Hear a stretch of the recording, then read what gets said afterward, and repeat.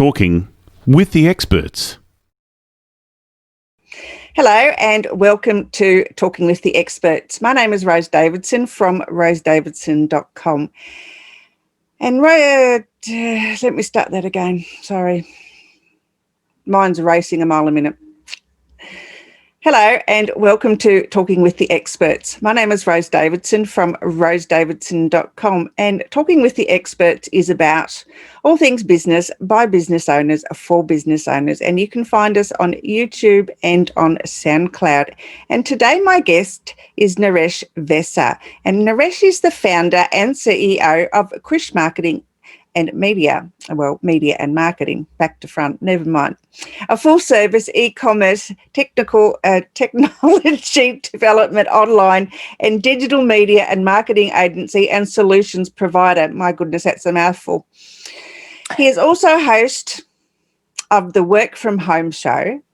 He has worked with CNN Radio, Clear Channel Communications, JP Morgan Chase, EverBank, the Institute of Energy Research, Houston Rockets, Houston Astros, the American Junior Golf Association, Agora Financial, Agora Publishing, Stansberry Research, and TradeStops. He is the #1 best-selling author of a number of books. He has a master's degree from the Duke's University of Fuqua School of Business, and he has been featured on US Today, Yahoo, Bloomberg, MSNBC, Huffington Post, Business Week, MSN Money, Business Insider, India Today, Hindustan Times, and other domestic and international media outlets. My God, I've got a megastar on my hands here.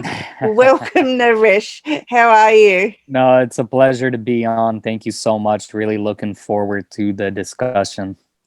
Wow, you have quite a background. How did you come about starting this business?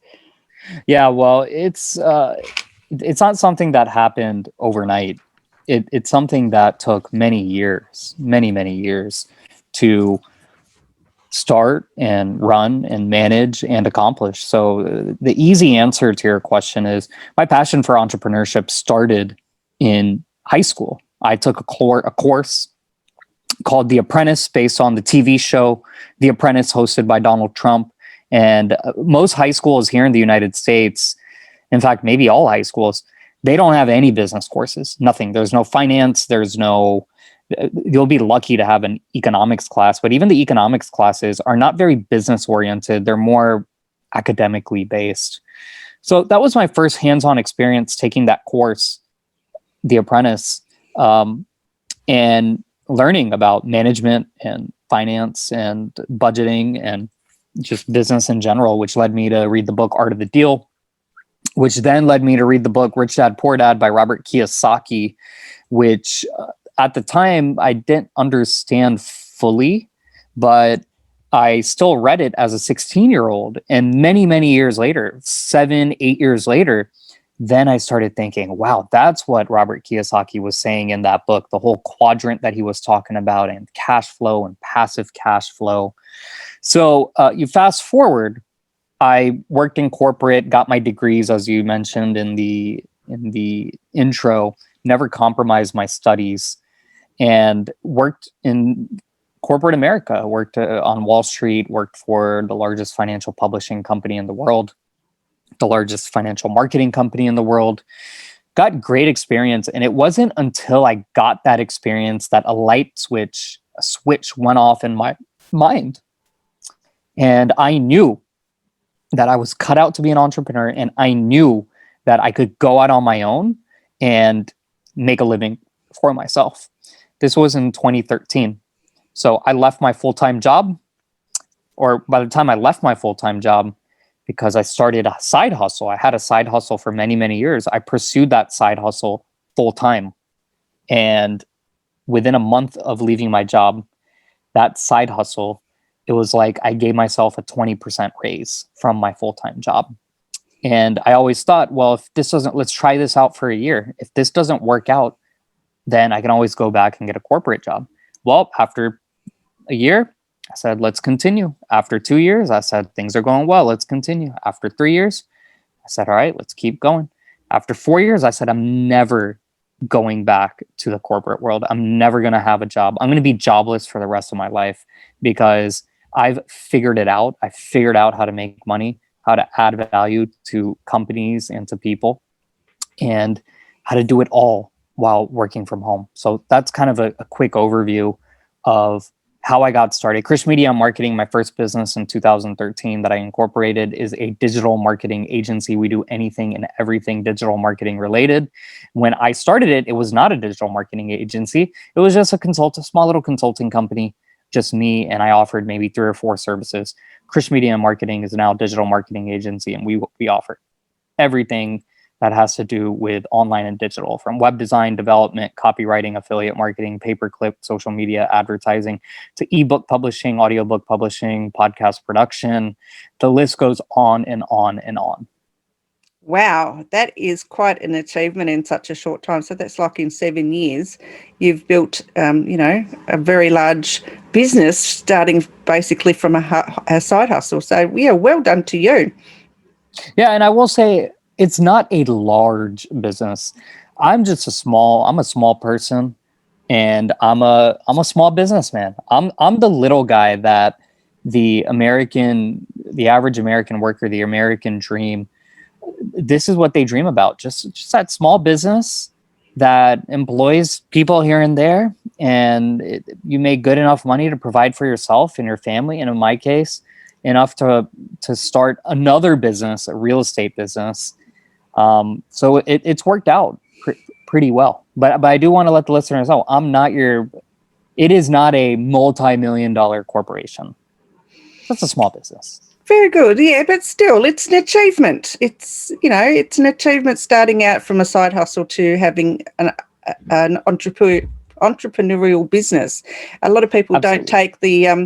don't take that step because they're too fearful of leaving their corporate job to start their and leave their side hustle and start it as a business. So it's good. Absolutely. It's hard to do, but people do it. So I want to ask you and pick your brain a little. What are some digital solutions to everyday business problems? Well, look, the pandemic of 2020 has forced all businesses, not just tech businesses. And look, at the end of the day, we're a tech business, we're a tech company, but all businesses, including brick and mortar, to adapt and innovate online. So even if you're a mom and pop dry cleaner or restaurant, you've been forced to get on Yelp, get on Google, have good reviews, take orders online, deliver, set up an automatic system so people can just take out their phone and get their dry cleaning taken care of or have their food made. And my book, 50 Shades of Marketing, Whip Your Business into Shape and Dominate Your Competition, that came out in 2015, and it predicted that the next recession, it didn't predict a pandemic, but it predicted that the next recession would force businesses to either shut down because they did not adapt to online and digital, or they should adapt to online and digital. And so how do you do that? Well, the first thing, the most simple thing, is you got to have a website. Whether you're an accountant or a lawyer or a real estate professional, you have to have a real website with a domain. It's that simple, and you'll be surprised at how many businesses, restaurants, etc., don't have websites. I know, isn't it? Is in Australia, it's terrible. You look at it's a terrible everywhere. Everywhere. It's yeah.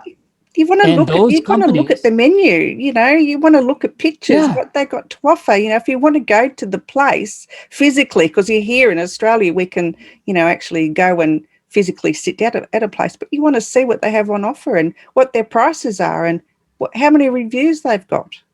Exactly. You hit the nail on the head. And the businesses right now in the United States, over 30% of restaurants have shut down, and many other mom and pop physical businesses have shut down. And I'm sure this is the case elsewhere in the world. Yeah.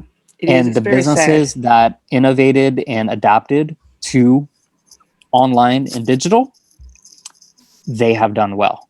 Yeah, The ones that prepared themselves all along, they've done well. The ones that never took it seriously, they have not. It's that simple. No, I agree. I agree with that. Yeah, we've had a lot of businesses shut down here because, they haven't innovated. And, I've said in previous podcasts that the other part of my business, other than doing these podcasts, is to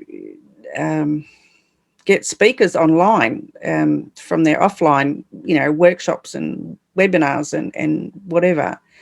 Not webinars, but workshops and presentations to get them online, because a lot of them aren't tech savvy, and, that's all right for they can go and stand in front of a crowd full of people, but they can't do that anymore. They have to become hybrid. So, yeah, and a lot of speakers haven't been prepared to do that. So their calendars are empty. So, really it's a hard thing. So yeah. It's very hard. And look, we could talk all night about, okay, I need to understand digital. I need to adapt to the internet. How do I do it? Look, the easiest thing, get my book, 50 Shades of Marketing. I'll give it away for free to your listeners. Go to nareshvissa.com, contact me through there. I'll give it to you for free. That will have all the answers the book is like almost 300 pages long. So wow, that's a don't have great time. thing. Thank you, Naresh. Thank you for that. Yeah. Wonderful. We don't have time to go over, every single nook and cranny and detail that's in it. But I want to offer it to your listeners because, and we did on the Work From Home show, we offered it to all of our listeners simply because 2020 was a trying year, very trying year. And I said, this is not about selling a book for $10. This is about helping all these people in the United States. They say close to 80 million people were unemployed plus underemployed plus gave up on looking for employment. So if you add those three together, close to 80 million, some people might say it's even more than that, but that's a lot of people. And 50 Shades of Marketing will at least give you some tools, resources, and ideas so that you can start thinking about how to start your own business, how to create value, how to adapt to the 21st century era. Well, that's why I started the podcast. It's the same. I saw a need for business owners to get more information on how they can, either resurrect their business or, get some information on how they could better their business so they can compete in the marketplace. Yeah. No, you're absolutely right. So can you tell our listeners, please, about your new book, The Podcastnomics? That's not my new book. That's actually my first book. Oh, okay. Yeah. That's my first book from 2014. It's my most successful book. It has done extremely well. It's sold probably more than 25,000 copies, and it is still selling. It is still my top seller today. Almost 6.5 years later, it is still my top selling book because it is all about podcasting from soup to nuts. The history of podcasting, what is podcasting, how to podcast, the technology and software you need to podcast, as well as marketing and monetization for podcasts. It is everything you need to know about podcasting from beginning to end. Wow. So what inspired you to write the book? The inspiration for all my books comes from frustration. And in the case of Podcastnomics, the frustration of talking to clients, wasting my time, them not listening to me in how to podcast properly, how to monetize properly, taking forever.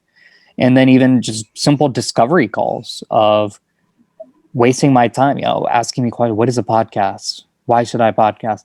So I say, you know what I'm going to do, I'm going to write this all down on paper and I'm going to publish a book. And that way, anybody who, no more discovery calls, no more time wasting, just get the book for, I think it's $3.99 on Amazon Kindle or like $5.99 on paperback. I'll have to buy it. So I was like, look, you can waste my time on this call or spend the $3.99 or $5.99 on Amazon, and everything's right there in front of you. You can spend as long as you want reading it and analyzing it. And look, when you the important thing to learn here is if you are solving problems, then there's always going to be a market for products that solve problems. So if you have even one person who comes to you or one potential client who comes to you saying, hey, I want to learn everything about podcasting. Can you spend 2 hours with me of your time free of charge and just tell me everything I need to know about podcasting? There's one person who's interested in that. You got something there, because it's highly likely, in my case, there have been over 25,000 people interested worldwide, and that's how many books I've sold. So no matter what industry in, if there's a problem that just keeps coming up or a topic that keeps coming up, that's when you know, hey, you know what? I probably have a good idea to launch a podcast, or a good idea to write a book, or a good idea to do X, Y, or Z. Yep. So do you have and want to share any specific tips for the novice, such as myself? Yeah, well, number one is, I'm going to share a couple of tips. Number one is you want to, what I call microcast.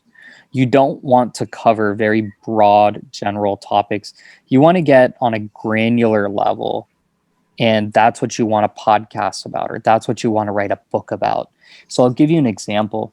If you want to come out with a podcast on sports, just sports, that's a problem, because it could be professional sports, it could be middle school sports, youth sports, it could be sports in Australia, in New Zealand, in America, which have very different focuses on sports. It could be about a player. It could be anything. What you want to do is get granular. You want to say, okay, I'm going to come out with a podcast on the Indian cricket team. Now that is very, very specific and granular. Don't talk about the Indian cricket team. We're playing them at the moment, but we're flogging. Oh, really? Them. Yeah. It's a test. It's the Boxing Day test here. Or you want to come out with a podcast about Michael Jordan. But if you're just a general sports, now you're competing against ESPN. Good luck with that.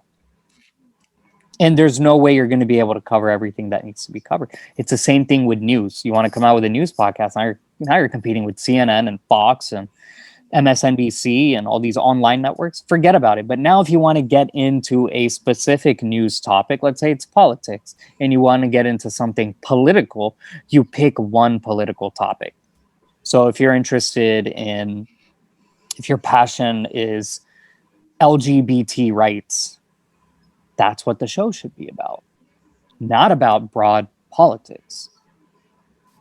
So that's number one. That's tip number one. Tip number two is you want to think the podcast through from beginning to end. You don't want to just fire.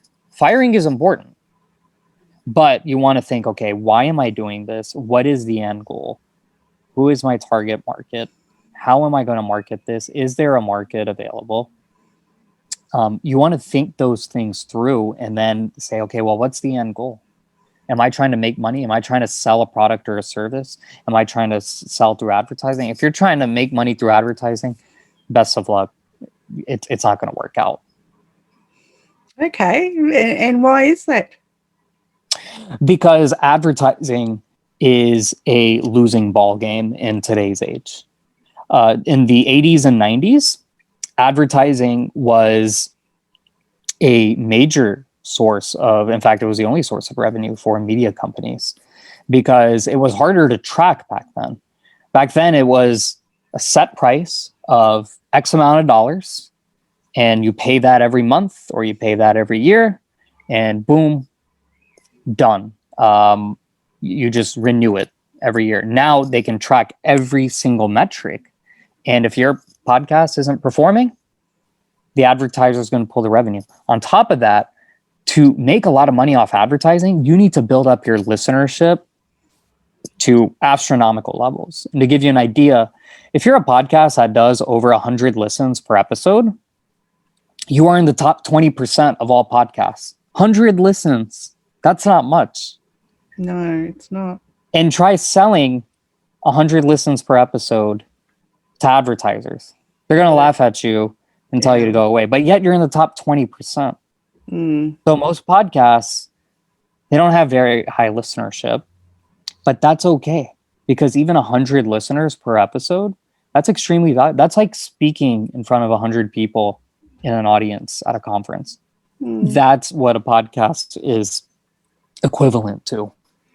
Okay, so getting to, if advertising is not the way to go, what other ways do you monetize your podcast then? Well, the best way to monetize is by selling an existing product or service. It's that simple. You use the podcast as a loss leader, and you generate leads, you generate awareness, you generate your listenership, and then you can sell them pretty much whatever you want. The hard part is building up that listenership, that base of following.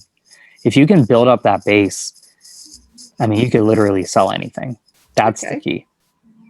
It's a good tip, actually. All right. So what are the benefits then of being a podcaster if advertising is not the way to go, and, you know, it's hard to get listeners, to get a following if you haven't niched it down so much? So what are the benefits of podcasting?